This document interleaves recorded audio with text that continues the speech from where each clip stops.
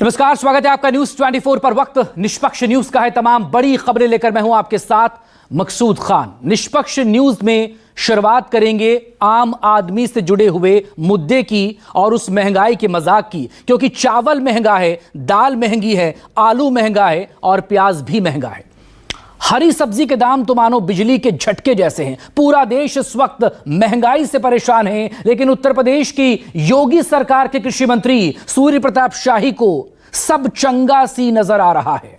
उनकी माने तो देश में कहीं भी दाल की कीमत 100 रुपए से ज्यादा नहीं है।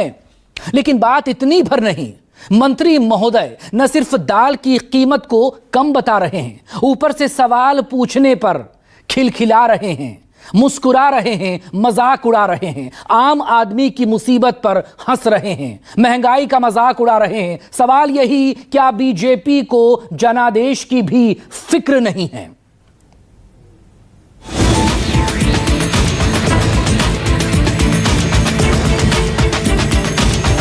मोदी जी की पॉलिसीज के कारण बेरोजगारी है और महंगाई है। मामा खाली यही कर रहे मिमिया रहे मामा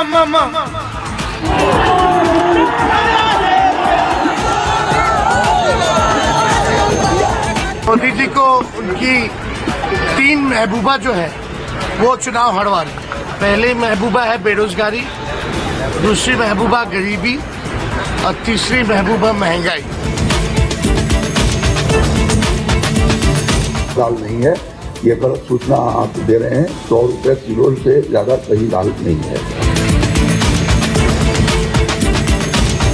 महंगाई के मुद्दे को दरकिनार करना बीजेपी को महंगा पड़ गया। लोकसभा चुनाव के नतीजों ने इसका सबूत भी दे दिया। बीजेपी अपने बूते बहुमत से पीछे रह गई। देश के सबसे बड़े सूबे यूपी में तो वो दूसरे नंबर की पार्टी बन गई। लेकिन सत्ताधारी बीजेपी ने शायद इससे कोई सबक नहीं लिया। यूपी के कृषि मंत्री सूर्य प्रताप शाही ने महंगाई के मुद्दे का मजाक उड़ाया, इस दावे के साथ कि कहीं भी दाल की कीमत 100 रुपए से ऊपर नहीं। मंत्री महोदय ने इस दावे के साथ अट्टहास किया, गरीबी और महंगाई का मजाक उड़ा दिया।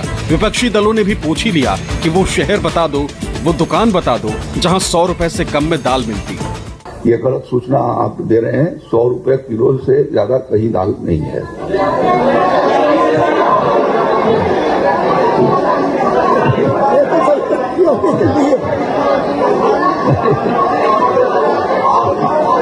नहीं है।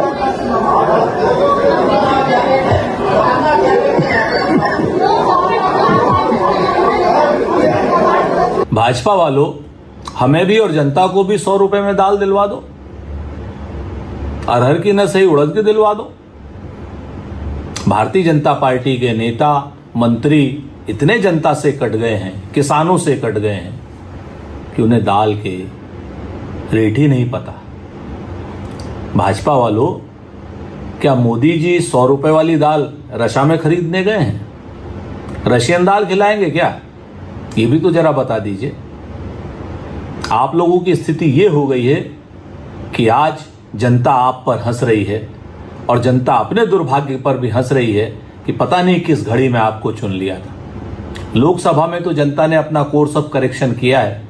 जल्द ही विधानसभा में भी जनता आपको आपकी जगह दिखाएगी, ताकि आपको दाल के, चावल के, रोटी के सबके रेट पता चल सके और टमाटर के भी रेट पता चल सके। दाल की कीमतें तो पहले ही बढ़ी थी, अब भारी बारिश ने सब्जियों की कीमतों में भी आग लगा दी। आम आदमी के लिए हरी सब्जी खरीदना मुहाल हो चला। आलू, प्याज और टमाटर भी आम आदमी की पहुंच के बाहर हो चला। ऐसे वक्त में यूपी के कृषि मंत्री की इस हंसी ने गरीब जनता के जले पर नमक छिड़क दिया। कांग्रेस ने सोशल मीडिया पर पीएम मोदी को महंगाई मैन बताते हुए सब्जियों की कीमतों का ब्यौरा रख दिया।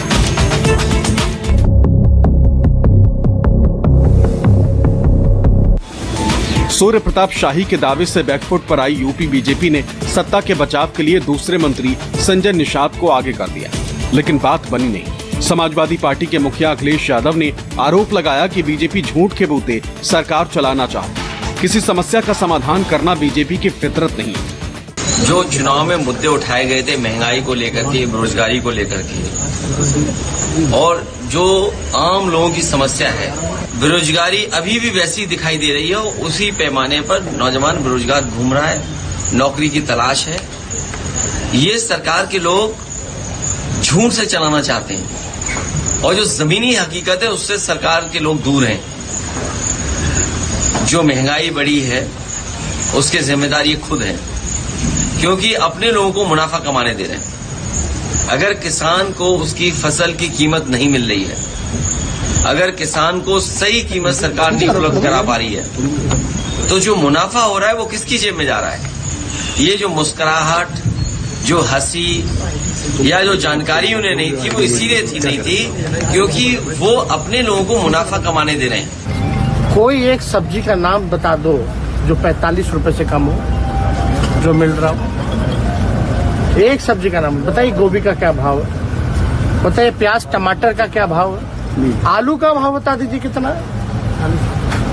तो ये पूरी तरीके से आप देखिएगा, पटना में आलू जो है 45 रुपए किलो मिल रहा है, ये सच्चाई है। तो इस पे कोई सरकार कोई देखने वाला नहीं। सारी चीज जो है 100 के पार चली जा रही है। कई सब्जियां जो 4-5 रुपए किलो आलू मिलता था वो आज 45 किलो रुपए आलू मिल रहा है। तो गरीबों का डेली जो अन्न जो है पेट भरने के लिए आप समझिए कि कितना बड़ा ये चल रहा है। इस समय आप उत्तर प्रदेश में देखोगे, जिन लोगों ने ये कहा कि हम स्मार्ट सिटी बनाएंगे, उनकी स्मार्ट सिटी देख लिए हर जगह जल भराव है, गंदगी है, एक्सीडेंट हो रहे हैं, लोगों की मोटरसाइकिल गड्ढों में चली जा रही है, गाड़ियां नहीं चल पा रही हैं, गड्ढों की वजह से एक्सीडेंट हो रही, जान जा रही हैं, और इसके बाद स्वास्थ्य सेवाएं भी उसी तरीके से बेकार हो गई हैं। यूपी से बिहार तक इंडिया गठबंधन के नेताओं ने बीजेपी पर गरीब जनता से वादा खिलाफी का इल्जाम लगाया, तो राजस्थान के बजट को भी कांग्रेस ने गरीबी विरोधी बता दिया। ये भी दावा किया कि बीजेपी ने महंगाई को लेकर कोई कदम नहीं उठाया। बजट जो आज प्रस्तुत किया है, मुझे उम्मीद थी कि प्रदेश में जो लगातार महंगाई बढ़ रही है, बेरोजगारी बढ़ रही है, उस पर कुछ ठोस कदम उठाएंगे। लेकिन बजट भाषण को सुनने के बाद मुझे ऐसा लग रहा है कि सिर्फ खाना पूर्ति हुई है और कोई ठोस कदम उठाए नहीं है। जो मूलभूत सुविधाएं की जनता को जरूरत थी, आज बिजली पानी से बहुत बुरा हाल है प्रदेश में।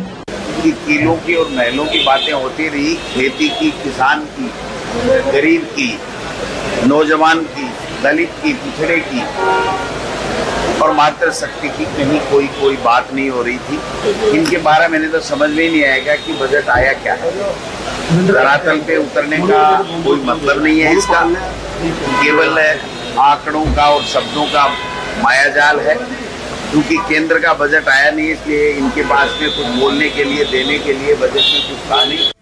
लोकसभा चुनाव के नतीजों ने यूपी में बीजेपी को सबसे बड़ा झटका दिया। गरीबों, पिछड़ों और दलितों ने बड़ी तादाद में एनडीए के बजाय इंडिया गठबंधन को वोट दिया।